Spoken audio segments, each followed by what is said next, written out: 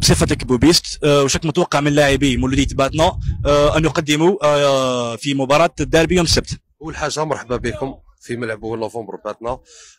توقعاتنا النتيجة للجمهور الرياضي الباتني ولا حتى الجمهور الجزائري يعلم بأنه مولودية باتنا هي العقدة الأبدية لشباب وراس باتنا. هذه حقيقة لازم نقولها.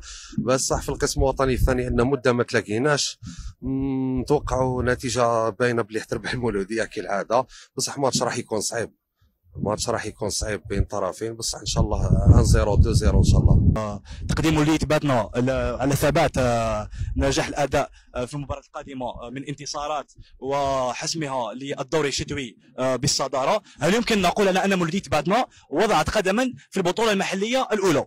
لازم تفهموا اولا على حاجه، مولودية باتنا اصلا ما سطرتش الصعود، الهدف تاعنا مش الصعود، احنا لعبنا على البقاء.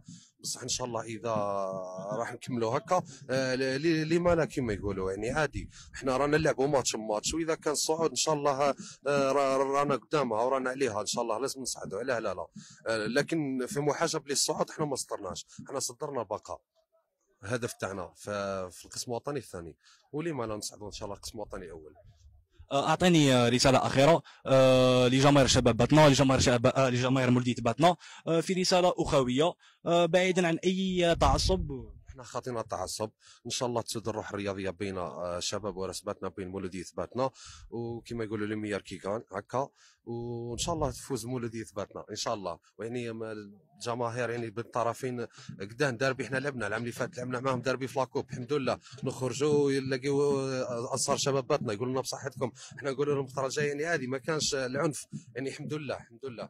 ومن احسن الدربيات في الجزائر هو دربي مولودية وشباب باتنا ان شاء الله. اولا بسم الله الرحمن الرحيم، والصلاه والسلام على اشرف المرسلين. اما بعد، تعتبر مباراه الديربي مباراه صعبه، باذن الله تكون الفوز النادي مولودية باتنا، والهدف يكون من توقيع غضبان كالعاده. وبارك الله فيك. باعتبارك مشجع لشبيبة قسنطينة، ماذا تعرف عن دربي الاوراس؟